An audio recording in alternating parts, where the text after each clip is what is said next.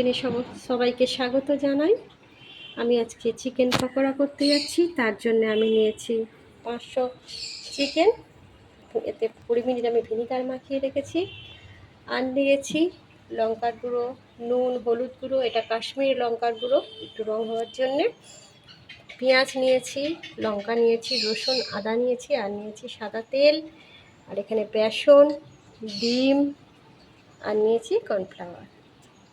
এবার পকোড়াটি করার জন্য আমি এর মধ্যে দিয়ে দেবো পেঁয়াজ, কাঁচা লঙ্কা, রসুন বাটা, আদা বাটা,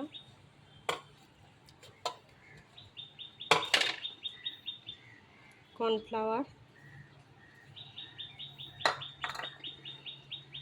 বেসন,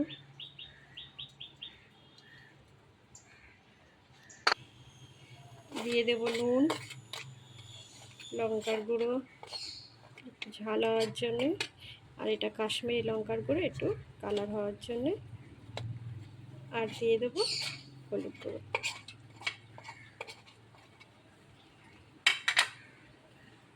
দিয়ে দেবো একটা ডিম।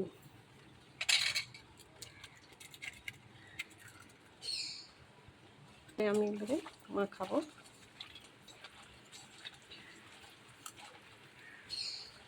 ভালো করে মাখিয়ে নেব। আপনারা যদি এর মধ্যে ধনে পাতা বাড়িতে থাকে আপনারা ধনে পাতাও দিতে পারেন, আমার নেই তাই আমি দিইনি। ধনে পাতাও আপনারা এর মধ্যে ব্যবহার করতে পারেন। এটা আমি মাখিয়ে কিছুক্ষণ জন্যে রেখে দেব চাপা দিয়ে 15-20 মিনিটের জন্য। কড়াটিকে উনুনে বসে আমি গরম হতে দিয়েছি। কড়া একদম গরম হয়ে গেছে। এর মধ্যে এবার আমি সাদা তেল দিয়ে দেব।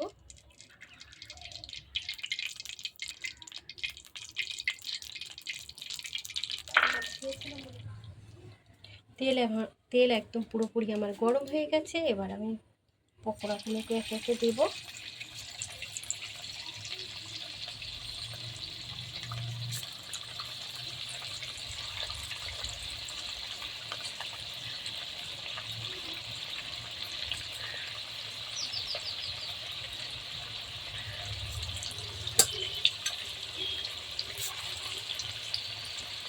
আস্তে আস্তে আমি দেবো। লক্ষ্য রাখতে হবে তেল যেন না হাতে ছিটকে লাগে, তাহলে কিন্তু ফোসকা পড়বে।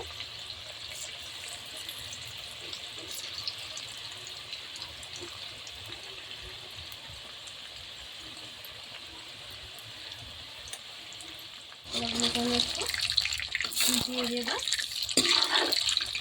পুড়ে যাবে।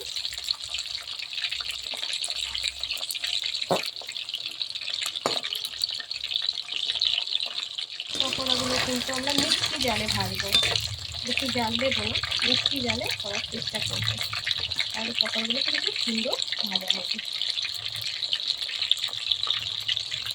দেখুন পকোড়াগুলো কত সুন্দর ভাজা হচ্ছে, কত সুন্দর কালার আসছে। মিষ্টি জালে পকোড়াগুলো কিন্তু আমরা হতে দেবো। দেখুন আমার পকোড়া কিন্তু পুরোপুরি তৈরি হয়ে গেছে।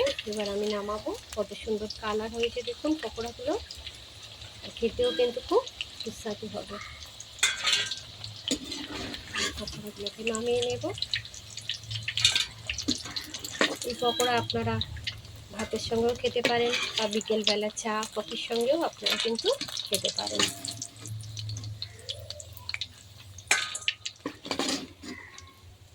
কত সুন্দর কালার হয়েছে দেখুন, মুচমুচেও হয়েছে। আমি আর একবার পকোড়া দিচ্ছি তেলের মধ্যে।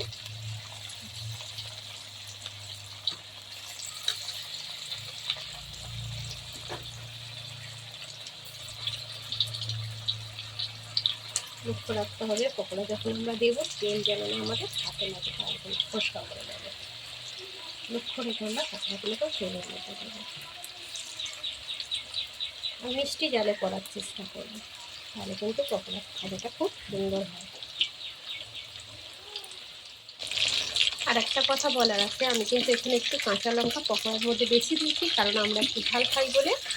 আপনারা যারা কম ঝাল খান তারা কম পরিমাণে কাঁচা লঙ্কা দিতে পারেন।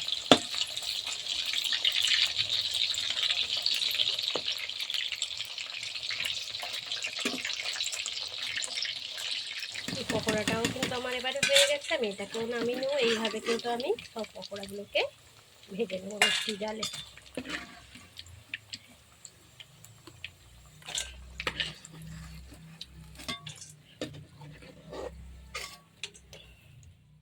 দেখুন দেখুন আমার পকোড়া পুরোপুরি রেডি হয়ে গেছে। এই পকোড়া এখন আপনারা চা বা কফির সঙ্গে খেতে পারেন।